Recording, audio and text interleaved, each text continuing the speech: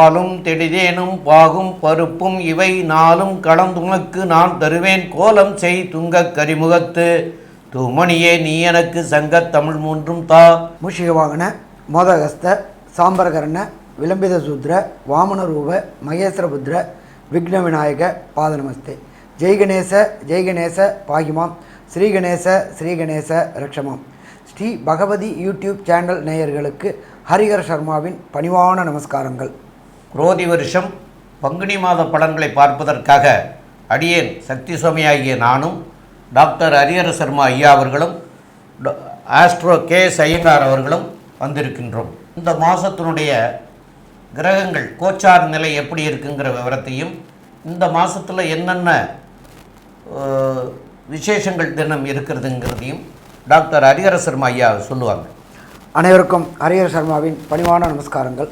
நம்மளை பொறுத்தளவுக்கு ஒவ்வொரு மாத பலன்கள் பார்க்குறோம், அதே போல் பொறுத்தளவுக்கு வருட பலன்கள் பார்க்குறோம். அதே போல் பார்த்தோம்னாக்க கிரக பயிற்சிகள், மெல்ல செல்லும் கிரகங்கள் பயிற்சிகள் அப்படின்ற பொறுத்தளவுக்கு சனி பகவானுடைய பயிற்சி மற்றும் ராகு கேது பயிற்சி மற்றும் குரு பயிற்சி பலன்கள் பார்க்குறோம். அப்படி பார்க்கும்போது இந்த ட்ரிப்பு நாம் பார்க்க போகிறது பங்குனி மாதத்துடைய பலன். நிகழும் மங்களகரமான குரோதி வருஷம் பங்குனி மாதம் பிறக்கிறது வசந்த கிழமையான சனிக்கிழமையில் பிறக்குது, பங்குனி பிறக்குது.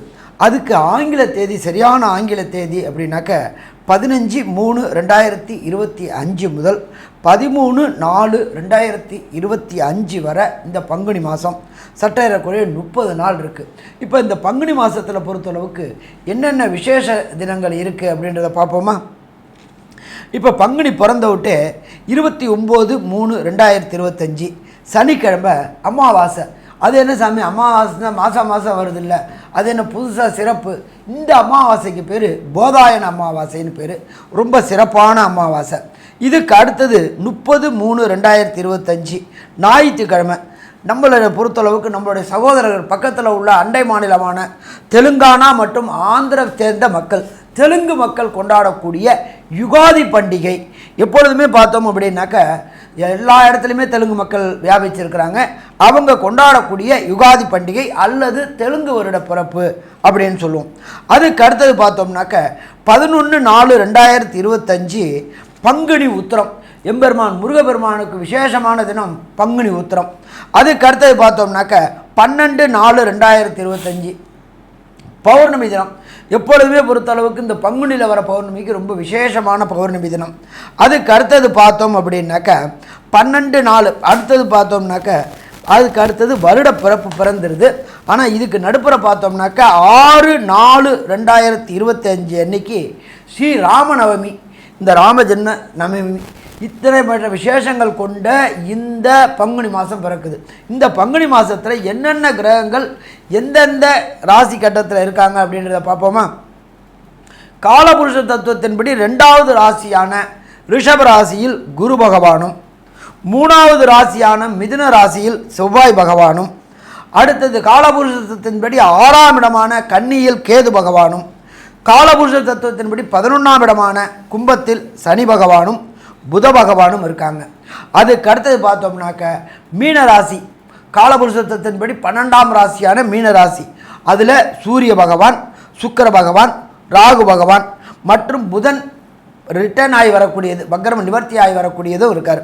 இப்படியேற்பட்ட வசந்த மாதமான பங்குனி மாதத்தில் என்னென்ன நற்பலன்கள் என்னென்ன கெடுபலன்கள் ஒவ்வொரு ராசிக்கும், மேஷம் முதல் மீனம் வரை ஒவ்வொரு ராசிக்கும் என்னென்ன நற்பலன்கள் என்னென்ன கெடுபலன்கள் இருக்கின்றத விரிவாக பார்ப்போமா. இந்த பங்குனி மாதத்தில் பார்த்தலையானால் குரோதி வருஷத்தில் சனி ஆட்சி பெற்று மூல திரிகோண வீடான கும்பத்தில் இருக்கார். 11ஆம் வீட்டில் காலபுருஷ தத்துவத்தின் 11ஆம் வீட்டில் ஆட்சி பெற்று போயிருக்கிறது மூலியமாக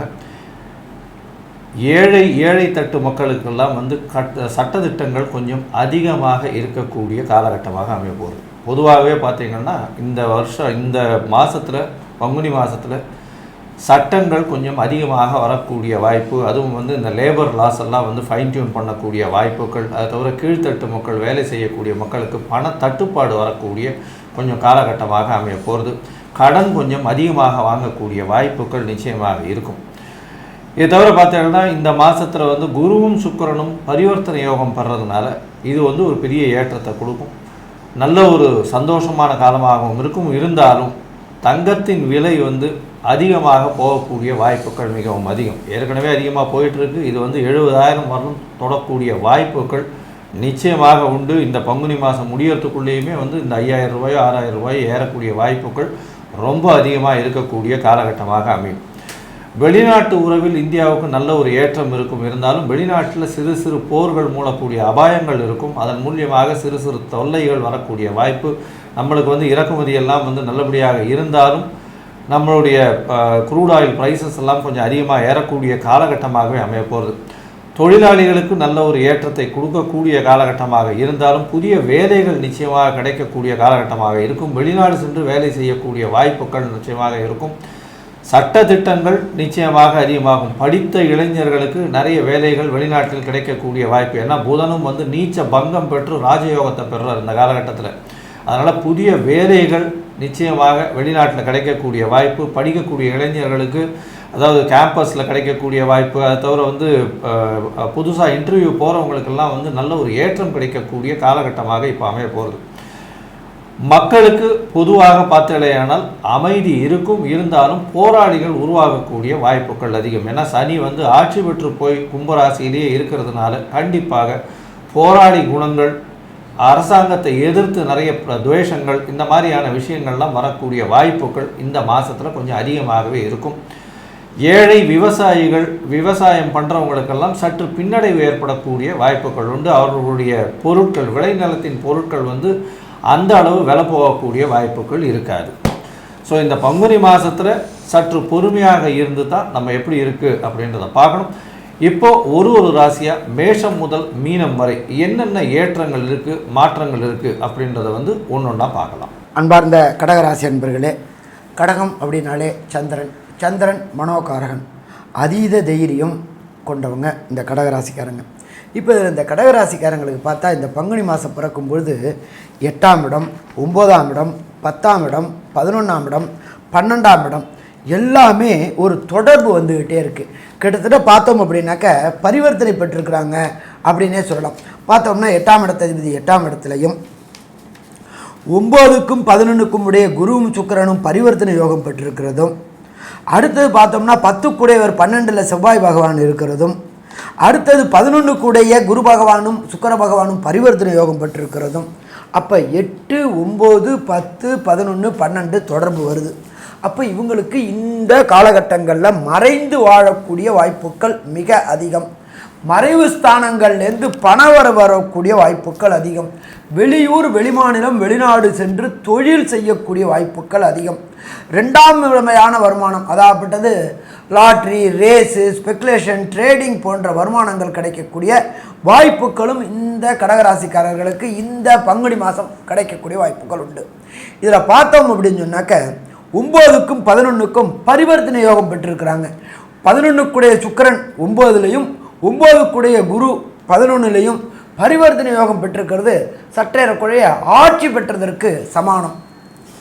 நீண்ட நாட்களாக திருமணம் தடையும் தாமதமும் ஆகிக்கொண்டிருந்த கடகராசி என்பவர்களுக்கு திருமண தடை விலகக்கூடிய மாதம் பங்குனி மாதம்.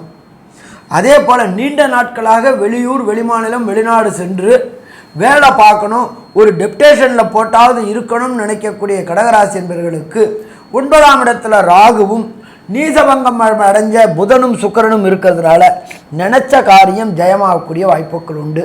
அடுத்தது ஐஐடி, ஜேஇஇ, நீட்டு, காம்படிட்டிவ் எக்ஸாம் எழுதக்கூடிய கடகராசி மாணவர்களுக்கு எதிர்பார்த்ததுக்கு மேலே அதிகமான மார்க் கிடைக்கக்கூடிய வாய்ப்புகள் உண்டு.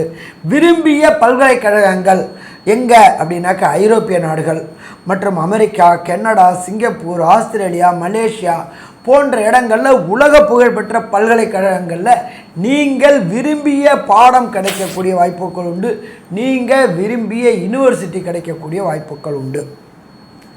இதை தவிர பார்த்தோம்னாக்க 11 அப்படின்றத பொறுத்தளவுக்கு லாபஸ்தானம், தொழில் ஸ்தானம் அப்படிங்கிறது 10. 10க்குடைய செவ்வாயும் கிட்டத்தட்ட பார்த்தோம்னாக்க பரிவர்த்தனை யோகம் பெற்றிருக்கிறதுக்கு சமானத்தில் இருக்கிறாரு. நீங்கள் செய்யக்கூடிய தொழில்களில் ஏற்றமான நிலை கிடைக்கக்கூடிய வாய்ப்புகள் உண்டு. கடந்த காலகட்டங்களில் உங்கள் தொழில் முடங்கி இருந்துச்சு, தொழிலில் ஒரு சுணக்கம் இருந்துச்சு, உங்களுக்கு நல்ல விசுவாசமான தொழிலாளி இல்லாமல் இருந்தாங்க, அதனால் தொழிலில் முடக்கம் இருந்துச்சு, வியாபாரத்தில் சுணக்கம் இருந்துச்சு. இந்த பங்குனி பிறக்கும் பொழுது கண்டிப்பாக வியாபாரத்தில் ஒரு விசுவாசமான தொழிலாளி கிடைப்பாங்க. விசுவாசமான தொழிலாளி கிடைக்கும்போது கடையை இன்டீரியர் டெக்கரேஷன் பண்ணக்கூடிய வாய்ப்புகள் உண்டு. இதை தவிர நம்ம இப்படியே ஒரே ஒரு கடையை வச்சுக்கிட்டு இருக்கிறோமே, நம்மளும் தொழிலை விஸ்தீர்ணம் பண்ணணும்னு நினைக்கக்கூடியவங்களுக்கு புதிய புதிய ஃப்ரான்ச்சைசி எடுக்கக்கூடிய வாய்ப்புகள் உண்டாகும். இதை தவிர பார்த்தோம்னாக்க மருந்து வணிகங்கள், கெமிக்கல் வணிகங்கள், இவங்களுக்கு செய்யக்கூடிய அத்தனை பேருக்குமே இந்த காலகட்டங்களில் வெற்றி கிடைக்கக்கூடிய வாய்ப்புகள் உண்டு. இந்த லேலாதேவி என்கின்ற வட்டி கொடுத்து வாங்குறவங்களுக்கும் இந்த காலகட்டங்களில் பேங்கிங் செக்டார்லேயும் பொறுத்தளவுக்கு நல்ல தொழிலில் முன்னேற்றம் இருக்கும். அதை தவிர பார்த்தோம் அப்படின்னாக்க மத குருமார்களுக்கு பரிவர்த்தனை யோகம் பெற்றிருக்கிறதுனால மத குருமார்களுக்கு நல்ல மரியாதை கிடைக்கக்கூடிய மாதமும் இந்த பங்குனி மாதம்னு சொல்லலாமா? கண்டிப்பாக இந்த பங்குனி மாதம்னு சொல்லலாம். நம்ம எப்பொழுதுமே இந்த மாத பலன்கள் சொல்லும் பொழுது விரைவாக செல்லக்கூடிய கிரகங்களான சூரியன், செவ்வாய், புதன், சுக்கிரன் இவங்களை வச்சுட்டு தான் பலன் சொல்கிறோம். அப்போ இந்த பரிவர்த்தனை யோகங்கள் மேலும் என்னென்ன நற்பலன்களை தருவார் அப்படின்றத அஸ்ட்ரோ கேஎஸ் ஐயங்கார் அவங்க விரிவாகவும் விளக்கமாகவும் சொல்லுவாங்க. ஐயா, அற்புதமாக சொன்னீங்க. அதாவது இந்த கடகராசிக்காரர்களுக்கு பார்த்தீங்கன்னா அஷ்டமத்து சனி போயிட்டுருக்கு. என்னடா இது, இவ்வளோ நாள் அஷ்டமத்து சனி வேறு போயிட்டுருக்கே, நம்மளுக்கு பெரிய பிரச்சனைகள் வேறு வந்துட்டுருக்கே. ஏன்னா இந்த நவம்பர் மாதத்துலேருந்து பார்த்தீங்களே, ஏன்னால் குருவும் வக்ரகதியில் இருந்துட்டார்.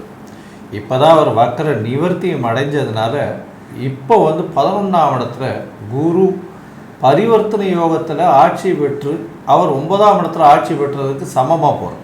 இது ஒரு பெரிய ஏற்றத்தை கொடுக்கும். அதனால் இவ்வளவு நாளாக கஷ்டங்கள், பண விரயங்கள், பண கடன் வாங்கிறது, கடனுக்கு போய் கேட்டால் கூட காசு கிடைக்காம இருக்கும், அந்த மாதிரியான கட்டாயங்கள்லாம் இருந்திருக்கும். வேலை மாற்றங்கள், அதாவது இப்போ 4 நாளைக்கு ஒரு தடவை வேலையை விட்டு போயிருன்னு சொல்லிடுவாங்க, தேவையில்லைன்னா வெளியில் ட்ரான்ஸ்ஃபர் பண்ணி விட்டுருவாங்க. அதாவது அதிகமான பலு சுமையை கொடுப்பாங்க, வேலை சுமையை கொடுத்து உங்களையே வெளியில் போகிறதுக்கு வைப்பாங்க. இந்த மாதிரியான விஷயங்கள்லாம் நிச்சயமாக நடந்துட்டு இருக்கும். ஏன்னா கடகராசிக்காரர்களுக்கு அஷ்டமத்து சனியின் மூலியமாக அதீதமான வேலை பலு நிச்சயமாக இருக்கக்கூடிய காலகட்டமாக இருக்கும். ஆனால் இப்போ பார்த்தீங்கன்னா 11ஆம் இடத்துல குரு ஆட்சி, அதாவது பரிவர்த்தனை யோகத்தில் ஆட்சி பெற்று சுக்கிரன் ஆட்சி பெற்றதற்கு சமம் அப்படின்றத சொல்கிறதுனாலையும் குரு வக்கர நிவர்த்தி அடைஞ்சதுனாலையும் பார்த்தீங்கன்னா உங்களுக்கு செய்யக்கூடிய வேலையின் மூலியமாக அதீதமான பண வரவு வரும், எடுத்த காரியங்கள் நிறைவேறும், திருமண பாக்கியங்கள் ஏற்படக்கூடிய வாய்ப்புகள் நிச்சயமாக உண்டு, குழந்தை பிராப்தி ஏற்படக்கூடிய வாய்ப்பு உண்டு, முயற்சிகள் எல்லாமே வெற்றி பெறக்கூடிய வாய்ப்புகள் நிச்சயமாக இந்த காலகட்டத்தில் அமையும். பொதுவாகவே பார்த்தோம்னா இந்த மாத கிரகங்கள் அப்படின்னு சொல்லக்கூடிய சூரியன், செவ்வாய், புதன் மற்றும் சுக்கிரன், இந்த 4 கிரகங்களுடைய மாற்றத்தை பற்றி பேசும். இந்த 4 கிரகங்களுடைய மாற்றங்களை வச்சு தான் மாதத்தினுடைய பலன்கள் எப்படி இருக்கும் அப்படின்றத பேசுவோம். இந்த மாதம் ஆரம்பிக்கும் பொழுது பார்த்தோம்னா உங்களுடைய ராசிக்கு 3, 12 அதிபதினு சொல்லக்கூடியவர் 9ஆம் இடத்துல இருந்து நீச்சப்பட்டு போகிறார். ஒரு 4 நாளில் 8ஆம் இடத்துல மறைஞ்சு வக்ரகதியில் போகிறார். இது ஒரு பெரிய ஏற்றத்தை கொடுக்கும். இதன் மூலியமாக பார்த்தோம்னா உங்களுடைய அறிவு திறன் காரணமாக வேலையில் ஒரு பெரிய ஏற்றம் கிடைக்கக்கூடிய காலகட்டம். ஷேர் மார்க்கெட்டில் திடீர் பண லாபங்கள் கிடைக்கும். வெளிநாடு மூலியமாக திடீர் பொருள் வரக்கூடிய வாய்ப்புகள் நிச்சயமாக இருக்குது. அதை தவிர பார்த்தோம்னா உங்களுடைய ராசிக்கு 5, 10 அதிபதி அப்படின்னு சொல்லக்கூடிய செவ்வாய் 12ஆம் இடத்துல இருக்கிறதன் மூலியமாக பார்த்தலையானால் சிறு விரயங்கள் குழந்தைகள் மூலியமாக வரக்கூடிய வாய்ப்புகள் உண்டு.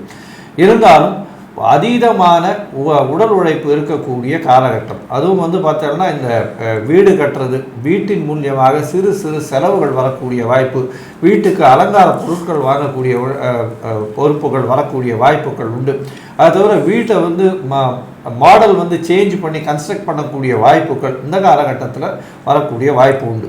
அது தவிர வேலை நிமித்தமாக வெளிநாடு வெளியூர் போகக்கூடிய பாக்கியம் நிச்சயமாக வரும். ஏன்னா 10ஆம் அதிபதியும் 12ஆம் இடத்துல இருக்கிறதும் 11ஆம் இடத்துல குரு இருக்கிறதும் பெரிய ஏற்றம். வேலை நிமித்தமாக வெளிநாடு போய் வெளிநாட்டில் நல்ல ஒரு ஏற்றம் கிடைக்கக்கூடிய காலகட்டமாக உங்களுக்கு அமைய போகும். இந்த மாதத்தில் படிக்கக்கூடிய குழந்தைகளுக்கு எல்லா விதமான ஏற்றங்களும் இருக்கும். போட்டித் தேர்வு எல்லாவற்றிலும் வெற்றி பெறக்கூடிய வாய்ப்பு. ஏன்னா 6ஆம் இடத்தை பார்த்தீங்கன்னா செவ்வாயை பார்க்கறதுனால நல்ல ஒரு ஏற்றம். 6ஆம் அதிபதியும் 11ஆம் இடத்துல இருக்கிறதன் மூலியமாக நினைத்த காரியம் நினைத்த நேரத்தில் நினைத்த இடத்தில் நிச்சயமாக கிடைக்கக்கூடிய காலகட்டம். 2வது திருமணத்திற்கு பார்த்து கொண்டிருப்பவர்களுக்கும் நிச்சயமாக 2வது திருமணம் ஏற்படக்கூடிய வாய்ப்புகள் உண்டு. உங்களுடைய சுகங்கள் அதிகமாகும். புதுசாக கடன் வாங்குவீங்க. புதுசாக எது கடன் வாங்குவீங்க? புதுசாக வீடு வாகனம் வாங்கக்கூடிய காலகட்டமாக அமையும்.